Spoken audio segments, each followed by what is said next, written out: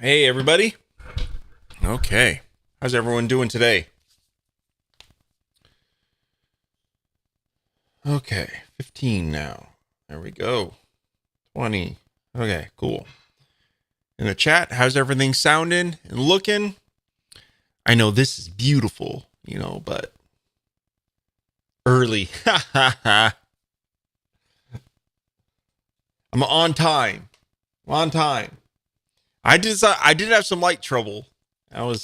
Lights this second week in a row. This light over here didn't want to turn on. I had to, whatever. Tim, Dr. Bob. Excellent. Thanks, guys, for coming on today. I have audio and video. Oops, what's going on here? All right. Let me go through. Let me just bring up some of my notes here. Man, a lot of updates this past few weeks. Some good stuff, actually. I'm really, really proud of some of the updates. I think they are working out really, really good. Mr. Danny Grizzle, man, long time no see, buddy. Hope you're doing well. Haven't seen you on the Hangouts for a long time. Saved me a ton of money. Stop making me want to buy toys. Danny always has the coolest audio and video stuff. Man, always making me want to buy stuff. Mr. Grizzle. Okay. So back to it. Yeah, lots of really cool updates. A lot of these updates were spurred by all of your ideas. So, people ask for, ideas and helps of how to do stuff and accomplish things. And I go, you can use feeds for that, but then you can do this and that and that. And then I ship a cool update. So, yeah, let's dive in. First off, I'll say, something I'm not going to show off. Not really anything to show. I shipped like 20 something updates to remove jQuery as a dependency on various stacks. Okay. If you're curious what that is, essentially jQuery is a library that was the whole reason it started back in the day was browsers tended to implement things differently for JavaScript, right? And what happened was the guy who developed jQuery, don't know his name, but he was like, hey, I want to create a standard interface between all browsers. And so jQuery was amazing because it means you could write code and that code worked as you would expect on every browser. And that was amazing, right? Because back in the day, you'd have to do this for Safari and then do something different for Internet Explorer and something different for Google Chrome. And it wasn't necessarily standardized. However, over the past 10 years, browsers have really gotten good at that. Okay, there's been standard organizations have developed great standards so that all these browsers have the same APIs or similar, the same feature sets, even though some ship things a little bit sooner than others. But there's basically a standard feature set developed for the web, and then the major browser vendors then implement those standards, right? So yeah, jQuery is less needed nowadays, but it's just gotten extremely popular. It was so popular for so many years that it's just kind of still around. And its syntax does make things interesting, or maybe in some ways simpler, right? It does do some simpler things for us, but it's a dependency. And as a developer, I want to try to have as few dependencies as possible, because that I don't want to be dependent on jQuery, because what happens if jQuery goes from version 3 to version 4, and which they're working on now, and it's like, well, what's going to break, right? If I just wrote everything in vanilla JavaScript, okay, then I don't have any dependency. It'll just work in any browser without anything. Okay. Now, with that said, I do have some stacks that will probably never not depend on jQuery. Some of them are quite large. And actually, Foundation itself actually requires jQuery. Now, one day, either Foundation 7 or Foundation 8 will move off of that. Okay. But I mean, it is a very large, obviously, code base for Foundation. So as of right now, if you're using Foundation, your site is going to load jQuery anyway. Okay. But it was just a nicety to, get some low hanging fruit out there. And I shipped, again, about 20 updates to some stacks where I wasn't too much effort to go ahead and remove jQuery, rewrite the JavaScript that was there in vanilla JavaScript, so that we didn't have that dependency anymore. So at least for those stacks. So, okay. So that gets rid of that. Let's see if there's any questions for that.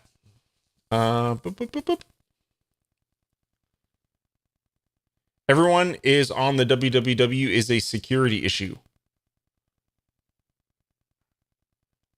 No, I was starting to wonder if jQuery had become. No, jQuery is not a security issue.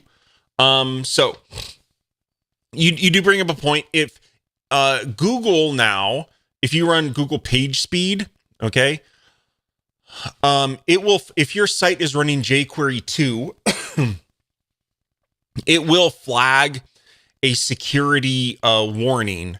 Okay, now I think they're overblowing that security warning, to be honest with you. Okay. But with that said, if you're running Foundation 6 runs jQuery 3, it runs actually the latest version. I think it's 3.7.1, I think. And so that doesn't have that security warning. If you're using other frameworks or themes, some of them might be running, trying to load jQuery 2. Foundation 6 will not allow that unless you explicitly do that. There's a jQuery legacy thing. Some of you might have loaded it to support some older stack that doesn't work with jQuery 3. Okay. But jQuery 3 doesn't have that warning. jQuery itself is not necessarily a security issue at all. It's just from my perspective, it's just purely having or reducing the number of dependencies that we have to rely on. Okay. So jQuery itself, at least the latest version, has 0 security warnings.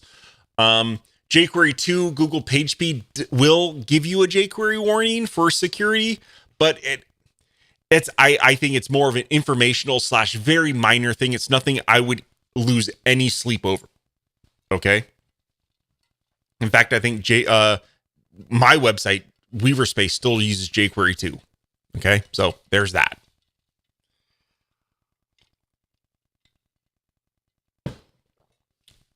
Oh, I see. Anything that is on the World Wide Web is a security issue.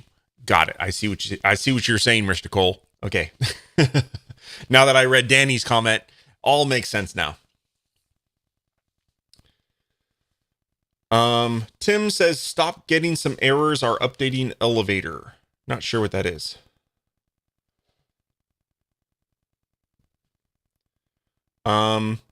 Tim, not sure about your requests about Total CMS blog. Feel free. I'm not going to be talking about that today. Just go ahead and post on the community if you have any questions for requirements. The only requirements for Total CMS are PHP 7.4. Okay, which hopefully you're actually running PHP 8. I recommend 8.2 if you can. Yeah, there you go.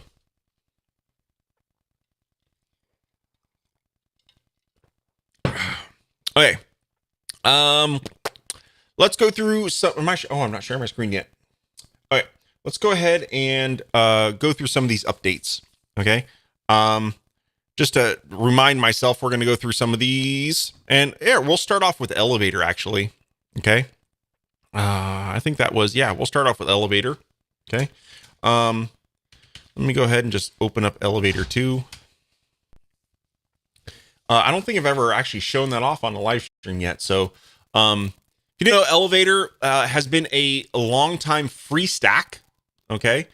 And, trackpad stopped working for a second. Oh, and let me get my little cursor doohickey working. There we go. Okay. For the longest time, Elevator was a free stack. And yeah, it was free. It did use jQuery, which kind of sparked my update of the stack. And while helping a user with it, I was just looking at it. It was like, you know what? I just want to completely redo the stack. So I completely redid it. The old version just did some really old stuff that wasn't really used on the tech on the web anymore, like image sprites and stuff like that. And so yeah, I thought we could do a lot better. So Elevator 2 is now a paid stack. It is not free.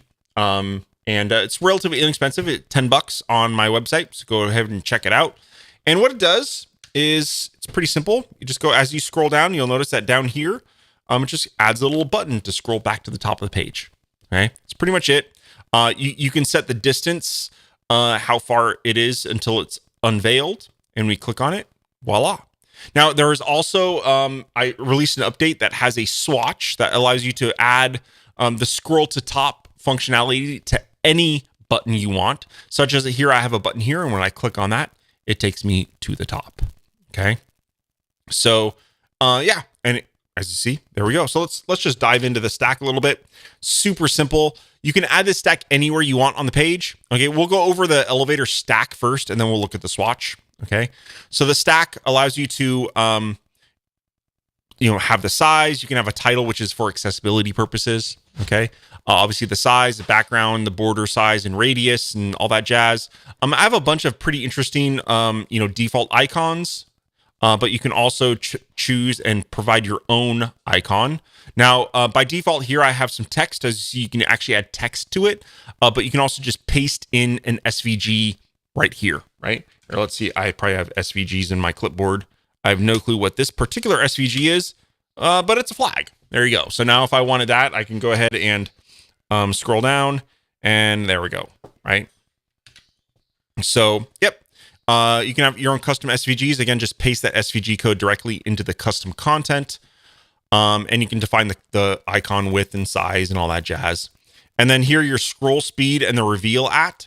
What those are is the scroll speed is obviously the speed at which the animation happens. Okay. And the reveal at is how many pixels down do you want to scroll until it's actually shown. So the default is kind of small. It's 200, but let's say you want it to be like 1,000. Okay. And here, let's move this to be actually a cool one that I kind of liked is this chevron arrow doohickey. I thought it was kind of a interesting icon there, right? So pretty cool one. So I changed that reveal to 1,000. So it actually won't show until I scroll 1,000 pixels down. So quite a bit down the page, then it finally shows, right? So there we go. And then you can add your own custom classes to this. That way, if you wanted to apply special styles to Elevator with swatches and whatnot, right? So if you wanted to do something that, I don't have settings here for, you can go ahead and just add in your own classes and use a swatch. Next is the Elevator swatch itself. Okay. And there, as you'll notice, there's not much to this one. There are no styles, because essentially what this swatch does is it adds the Elevator functionality to any existing button. Okay. Actually, it doesn't really need to be a button either. It could be an image or whatever. But so here you just provide the class that you want to add to your button. So let's scroll down. So here I have this button. Okay. This is a button from the starter pack, which, funny enough, it actually doesn't have a class setting. It's because the way this stack was built, if you want to add a class, you actually have to add it to the link. Most stacks have a class field here. Okay, so if you're using a Foundation 6 button, there's going to be a class field here, and then you can go ahead and add that. Okay, it's just the decisions I made when I built this particular stack. Yeah, if you want to add a class, you'd add it to this link here. So yeah, that's all you have to do for your button or image or whatever is just add the class. Okay. And, so once you add that class and it's set here, you can then set your scroll and reveal at. Okay. And yeah, there you go. That's it. So now positioning wise, you'll notice that it doesn't do any positioning of these buttons, because I wanted to give you the flexibility to define where the buttons are, right? So if you wanted this particular button to be fixed to the browser, you could just use like a position swatch or target or something like that to put it exactly where you want, right? All this does is add the Elevator, functionality, the scroll to top functionality, to whatever you want. Okay. So that's why, maybe like on this page, let's say you had a section here, you wanted the actual button to be in the website content like this button is. There you go. It doesn't need to be fixed to the side. Similarly, I have one down here. Okay. So that's Elevator. I think I've talked way more than I needed to about Elevator. It's a pretty simple stack, but it's good. It's easy to use. Gotten a lot of great feedback on it.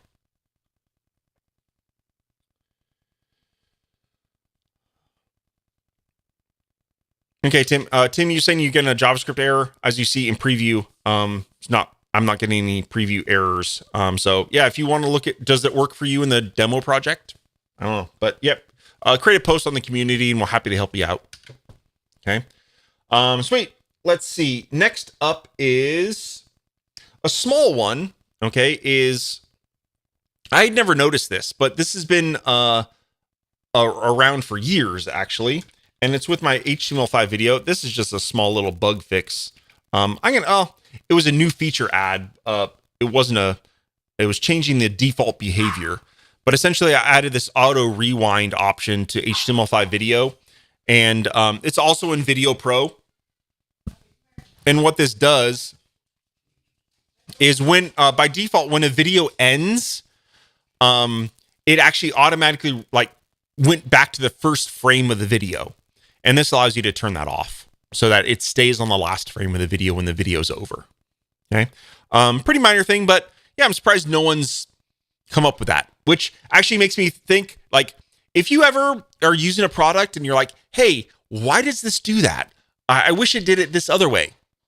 Please post on the community. And I can't promise I'll add it quickly or if I ever will, but if you don't ask, you definitely don't get. So because a user requested this feature, was wondering why in the world the stack didn't behave how we expected, we got a new checkbox. And there we go. Okay. So that was all for HTML5 video. And while we're on it, let's look at its big brother, Video Pro. Okay. And this one got a pretty nice update. I think it was yesterday, right? I don't remember. 7 days ago. And then I think I released another update yesterday. Okay. So in here, in Video Pro now, we have a new external controls. There's actually a new stack. Okay. Now let's go to Video Pro. Okay. You notice when you search Video Pro, apparently Axion has a Video Pro too. Okay.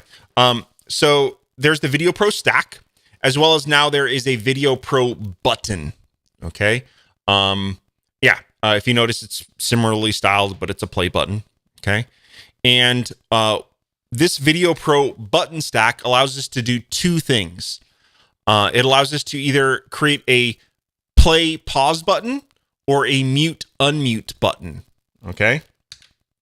So in this example here, the video player, actually, here, let's go into this. Here, I'm going to check always hide controls. Okay.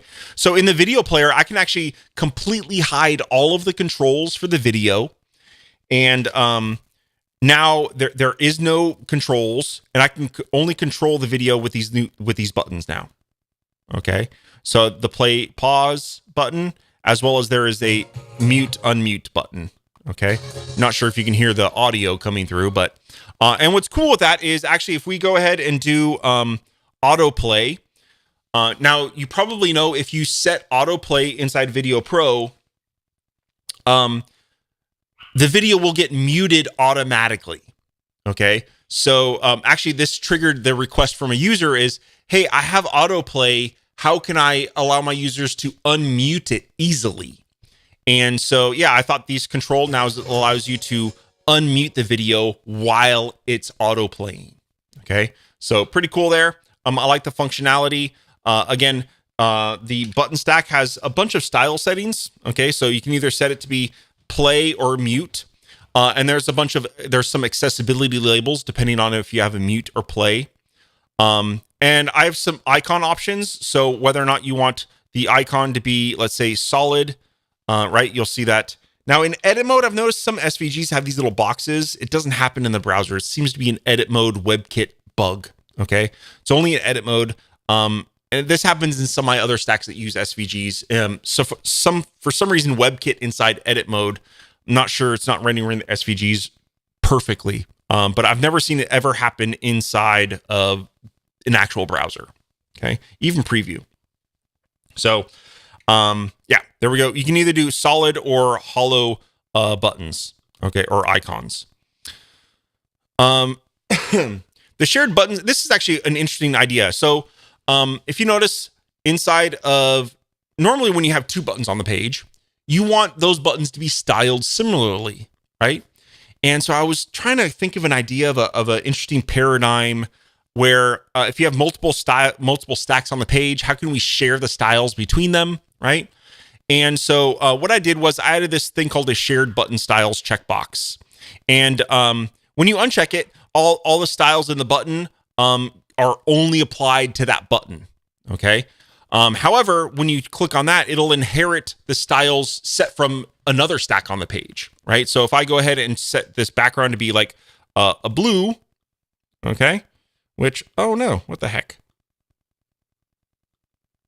I wonder if that's only in, oh, it looks like there's an edit mode issue. My bad. It will inherit, as you see here in preview, it inherits the colors, okay?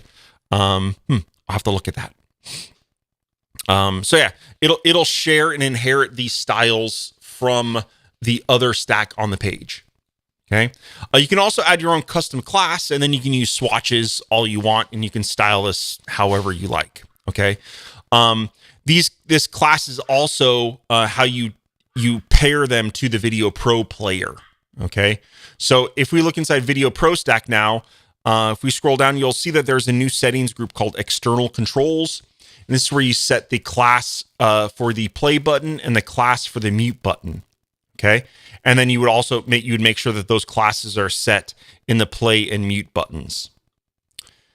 And the reason I did it this way is because it allows you to have multiple players on the page and have controls, either control multiple players or have the ability to have unique buttons tied to each individual player. Okay. Now, if you're generating this with something like Total CMS or feeds or something like that, you can basically use macros inside of these class settings to make sure that all that's tied together and that they're unique for each individual instance, right?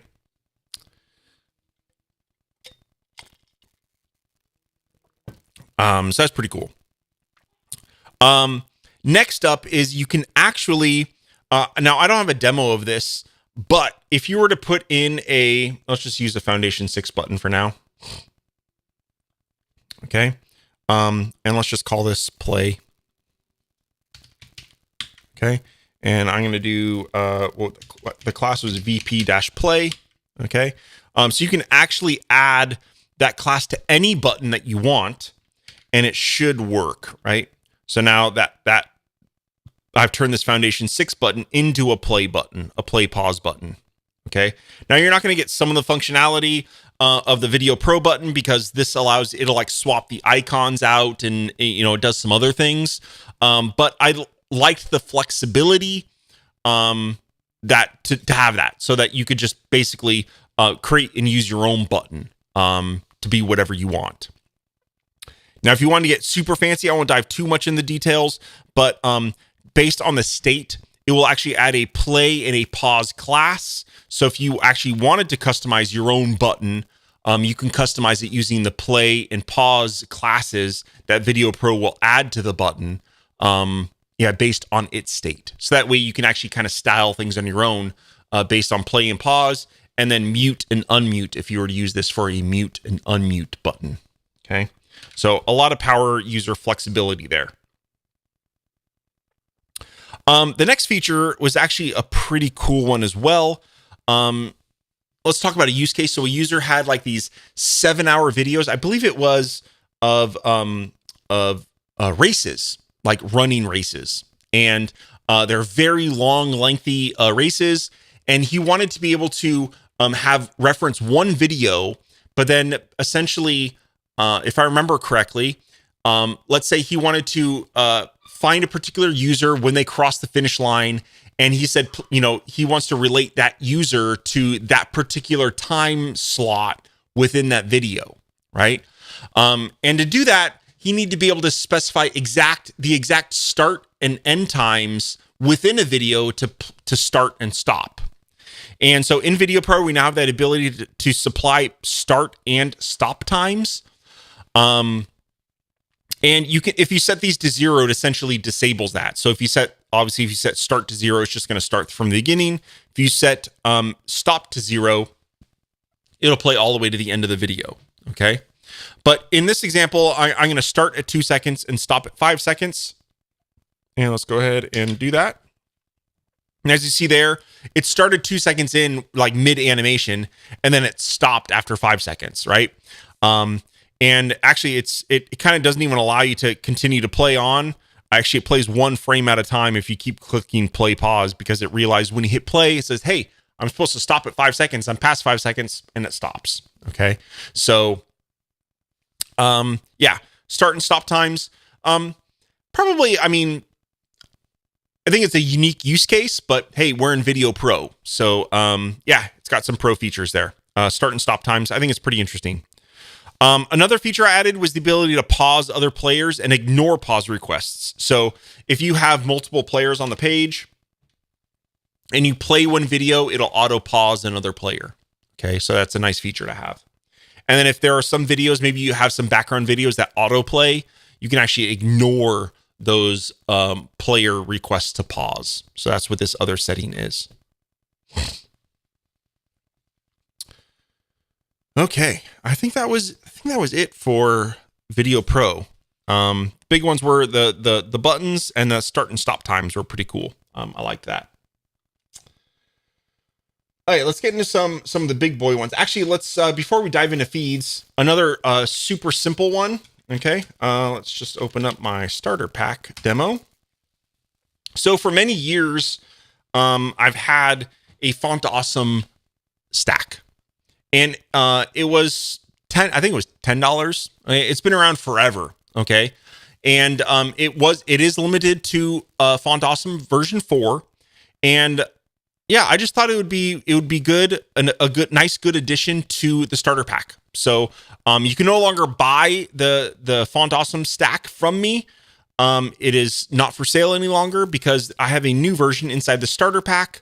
I did completely redo the stack. I just didn't move it in. I actually completely redid it. So it's, a little bit nicer, more modern controls. And I just felt like it should be in the free starter pack.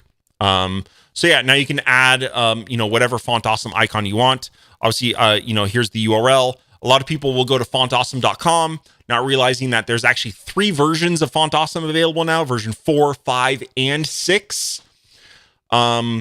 Quick rundown, Font Awesome 4's, it's a really old legacy version, okay? Which, again, this is why it's kind of the free version here. Has a much more limited set of icons compared to version 5 and version 6. But hey, it's free, right? So that's cool. Now, Font Awesome 5, if you own Foundation 6, it comes with a Font Awesome 5 Pro license. So you're actually allowed to use Font Awesome 5 Pro, all of the icons in any Foundation 6 website, okay, which is cool. Now, I think it was last year, maybe it was 2 years ago now, time flies, but Font Awesome 6 was released, and they got rid of any sort of third-party licensing, so I can't license it or ship it at all. If you're interested in the Font Awesome 6 icons, you have to go subscribe to them, okay, and figure out all that implementation on your own. I'm not allowed to ship it anywhere. So, they really locked down and changed their licensing. So, it's too bad. I thought it was kind of cool to have the Font Awesome 5 Pro. I was looking forward to maybe get the version 6 stuff for you guys, but yeah, they locked that down. So. You can either use the Font Awesome stuff, or what a lot of people are using now is just SVGs. Okay. But, anyway, the Font Awesome 4, I completely redid the settings here. So yeah, they're just cleaner, a little bit more modern, a little bit more organized, from what was in the Font Awesome stack itself. Okay. And you can add icons, and as you see, you can actually do stacked icons, which is kind of tricky to figure out. But the stack makes it pretty simple for you to do that. A stacked icon, if you didn't know, is like this camera and the band. So it adds two icons on top of each other, which is kind of cool. Same thing with the shield. It's actually a square icon and a shield icon, right? So there we go.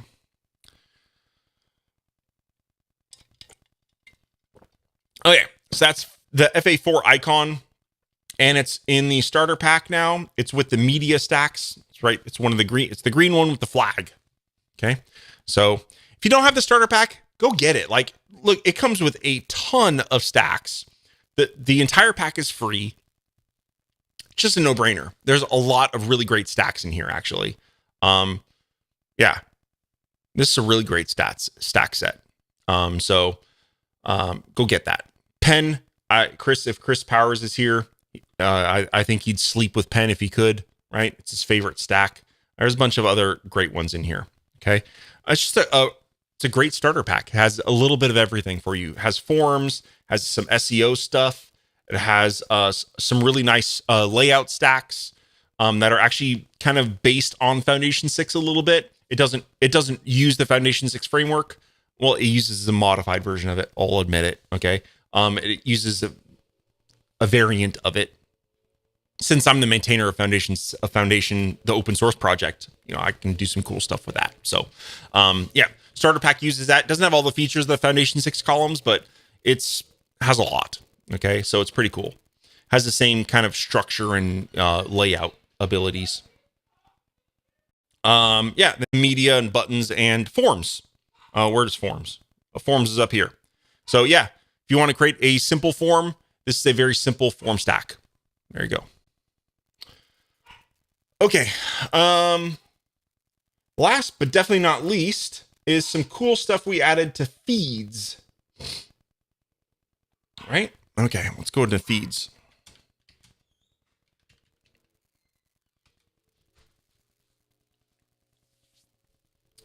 All right, so the first thing in feeds, which, of course, I don't have a demo for, do I? Maybe I should add a demo. Here, I'm going to add a demo page into this project, just so we have it. Okay. Let's just duplicate this and do sitemap. Okay. And we're just going to do feeds sitemap. All right. So in here, we're going to delete the RSS feed. Okay. And we're going to go ahead and do a sitemap feed. So sitemap feed's the new one. Okay. And we're going to go ahead and pop in a URL to a sitemap, which you're going to use the one on Weaverspace. Actually, let's just do, yeah, that's fine. And then just for kicks, let's gonna go ahead and turn on debug. Okay. And, let's just turn on hide for this. We don't need to see any of that for now. And, let's just launch preview. All right. So as you see, what this does is it goes ahead and looks at the sitemap generated for your website. In this case, it's Weaverspace. Okay. And it gives us all the information and access to all the information within it. Okay. So here it has, there's my home page. Here is my start page. Here's my stacks page, designs, events, all the way down to each individual product. Right? Pretty cool. Even some of my older products, you can't buy anymore. It's a starter pack, right? All right. Now, I shipped an update yesterday where it actually does a couple extra things on top of sitemap, because sitemap really, the only thing it ever gives you is a URL. Okay, because sitemaps really only have just the exact data we need, right? A lot of times you're not going to need change frequency or priority. If there was a last mod date, that would be there. I don't have that inside my particular sitemap, but that field is supported. But feeds sitemap, it actually adds two new options for us that are derived from the URL.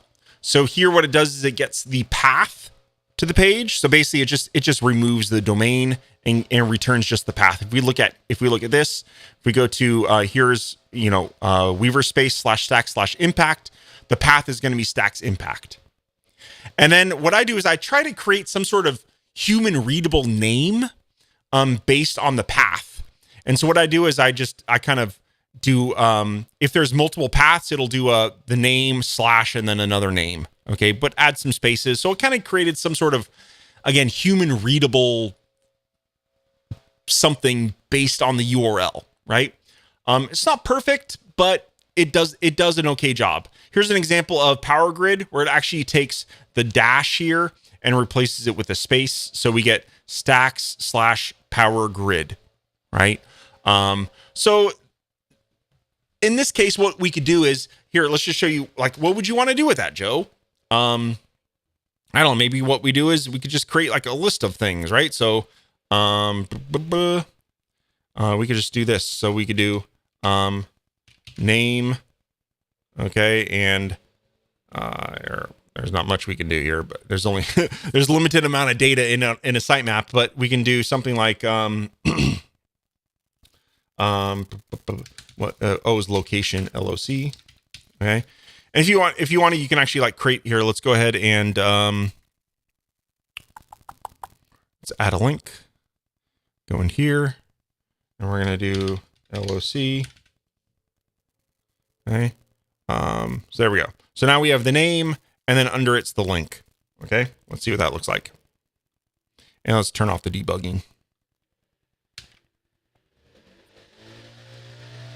And what the heck? That didn't work. What's going on?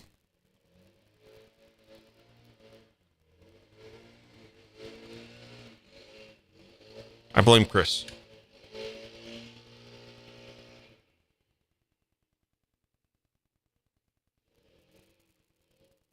That's weird.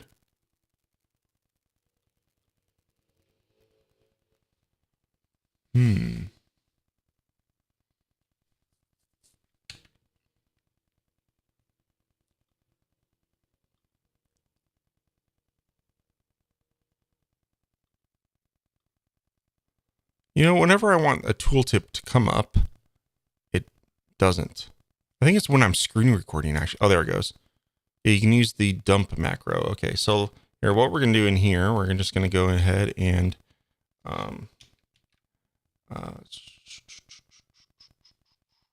just going to add in this bad boy.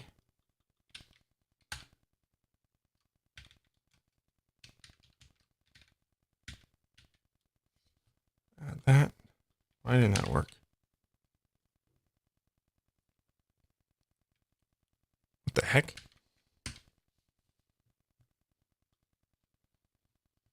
That's really weird. Do I have any filters going on?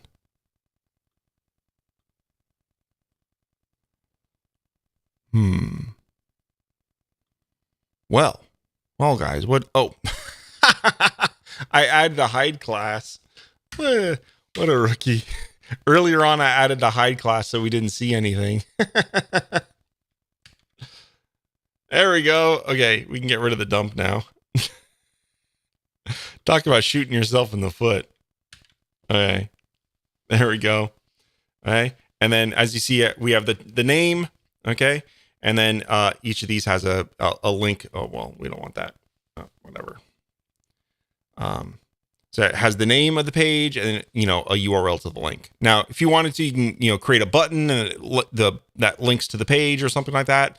Massimo, what he wanted to do, I'm not sure exactly what he was doing. I think he was either creating a menu or some sort of site index or something like that. You know, like a page that has all the links, you know, on the page. And yeah, there we go. Pretty simple. Interesting use case for feeds. Now, something that's pretty cool, okay?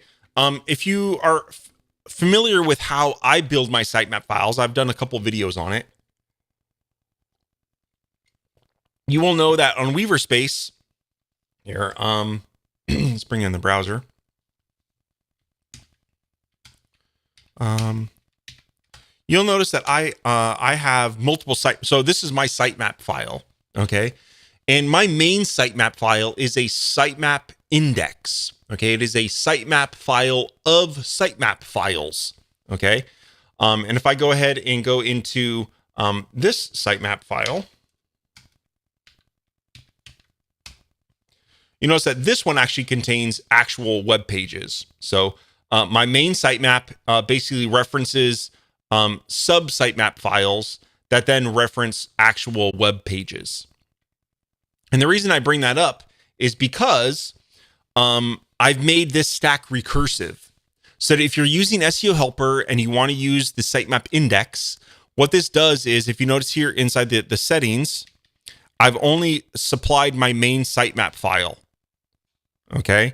And what that's done, if we look here, is it's added sitemap. It added URL from every sitemap on my site.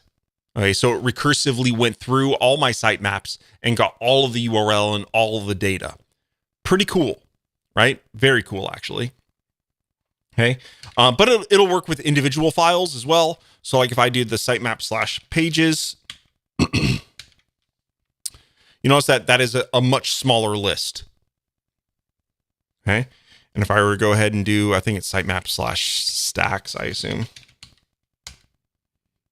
There we go. So there's a sitemap of all my stacks, right? Obviously, that's a bulk of the web pages on my website. Pretty cool. How about a pipe character instead of a / Okay. Could I make that an option? Maybe. I'll think about it. Okay. Yeah, for right now, I just added a /, but yeah, I can see that being probably preferable to be a customizable option.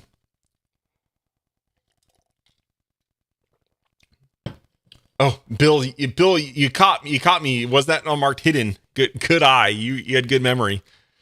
Okay, so that is the first thing I added to feeds. Was the sitemap feed. The next one is a pretty cool one, and this kind of was inherited from Total CMS 3. And I'll have to do a little bit of work in here just to show you. I'm going to add some data to this. I'm just going to go ahead and add a date field to this sample CSV that we have in here. Okay. And I'm just going to add in 2023-01, or just do /01/01. Okay. And then this one, we're going to do 2024. Okay. /01/01. And in this one, we're going to do date, and we're going to do 2025-01/01. All right. So I added a date to each one of this CSV. And in this demo, if you notice, this just shows you how you can use multiple data sources in one feed. I could just put it all inside one. But again, the whole purpose of this was to show you that you can actually have multiple feeds inside of your feed stack. Okay. All right, let's go ahead and preview that. If you notice, I have 3 items. Okay. So we're going to go ahead and add in we're just going to go into the feeds. Okay. We're going to go filtering, and we're going to do dynamic filter. Okay. And I added 2 new dynamic filters. They're actually static filters as well, but I think they're more useful as a dynamic filter. And there is a date after and a date before. Okay. So let's do the URL key needs to match the data field, which in my case is date. Okay. And so we're going to do date after date. Okay. And let's preview in the browser so we can play with this.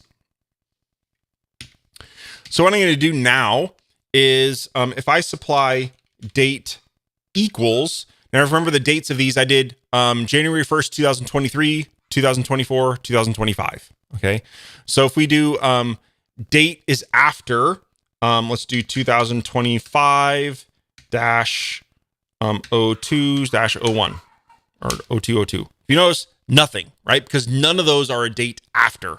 Okay. So now let's change that to be 2024. Okay. If you notice now, if you see here, I added date 2024, February 2nd. Okay. So only one of these had a date after February 2nd, 2024. Okay. So yeah, pretty cool. If we did 2023, now there's 2. Okay. If I did 2024, 2. Now there's all 3 of them. Okay, pretty cool. And the same thing can go for, obviously, date after. There's date before, right? So if we now refresh that, obviously my date is 2022, February 2nd. There are no posts or no objects that have a date before that date. Okay. But if I do 2025, February 2nd, all of them. Okay. Pretty cool. There we go.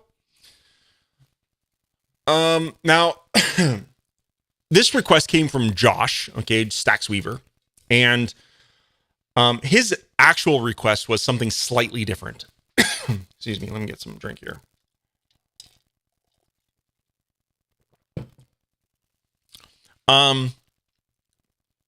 He wanted to have date before and date after. Okay. So you wanted us to do logic on the same date field, but before this date and after this date, all right? Or after a particular date, but before this date. So you wanted to provide a window and only show things within that window. However, currently with how filtering is done in feeds, that wasn't feasible. Okay. And the whole reason is because filters are all based on the URL key, and the URL key has to match the data set.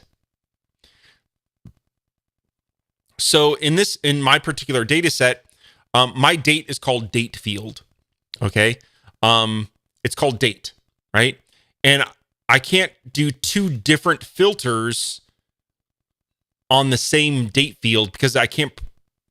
It's also tied to the URL key. Okay, which is the parameter that's added to the URL. So unfortunately, with the implementation of this, we can't have 2 filters on the same data value. However, if I were to duplicate my date data, let's say I would have start and end, but then that means I would have to have my date in there twice. Effectively, that is now 2 fields in your data, and you could filter off of 2 separate fields. So, yeah, if you wanted to hack a way of doing that, you'd have to duplicate the data in your data and do it that way. With that said, this would be possible without any sort of hacking in Total CMS 3. I'm not going to go into that now, but Total CMS 3, the filtering logic is more elaborate and slightly better than it is in feeds. Because I learned from feeds. If you remember, feeds was kind of like my test bed for a lot of stuff that I'm doing in Total CMS 3. So, I learned how I could have made filters better and made them better in Total CMS 3. Okay. Maybe one day I'll bring those back into feeds, but it's quite a big change because obviously there's tons of existing implementations of feeds out there, and changing this would break all of those. So, and we don't want to do that. Okay. So, with that, everybody, that is all of the updates that I wanted to cover today. I think let's go ahead and, I believe it is. Those are all the big updates that I did. Yep. Okay, guys. Let's go back over here. All right, let's see if there's any questions that I missed.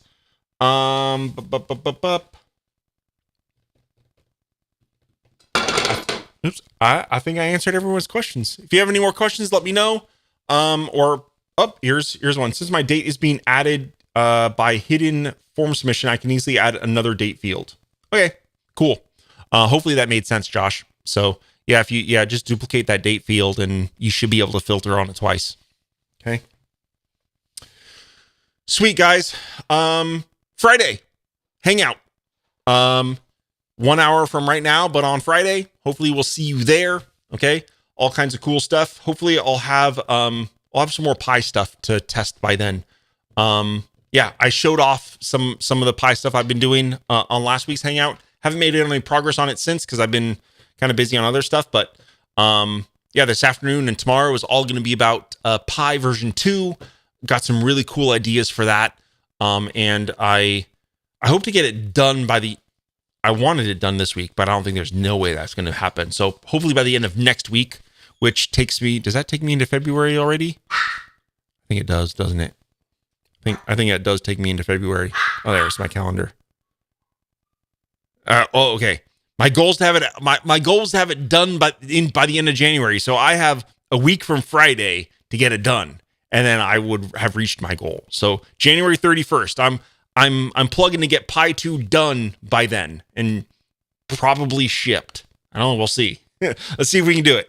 I still have a lot of work to go on it, but yeah, pretty excited about it. We got some gauges and graphs going. We have auto forms like saving, auto hiding fields based on input values. So pretty cool. It's going to be it's going to definitely up Pi's game in terms of its advanced form automation stuff, right? So really excited about that, and can't wait to see you guys build with that when it ships. And last thing, Summit. Go ahead and join us at the Summit. That is going to be April 11th to the 13th. Go to summit.weavers.space and get your tickets now. It's going to be a 3-day virtual event. As I know I've recognized a lot of faces here, or a lot of names, I should say. And a lot of you guys have attended. Hopefully just let everybody in the chat know that hasn't been that they should go, because it's an amazing thing. It's been called the best add-on in the community, the best kept secret in the community. You can quote that by Scott Williams. He's been an old dog forever. So yeah, it's a good one. Thanks for the kind words, Scott. And yeah, subscribe. Last thing, I promise. Go ahead and subscribe. One of my goals for this year, I want to focus, probably won't be until the later part of the year. I want to try to focus on growing this channel, just getting more eyes, more eyeballs, right? So go ahead and click subscribe and like. And if you want, go ahead and post a comment as well, because apparently the YouTube algorithm likes comments. So if you just enjoyed it, just go ahead and say, sweet, thanks, Joe. Had a great time. Something like that in the comments. I'd appreciate it, so that these videos get out to more people and we can get more people into Stacks. And as I say all the time, a rising tide raises all boats. So thank you very much, everybody. Okay, I'll stop rambling. Take care. Hope to see you on Friday.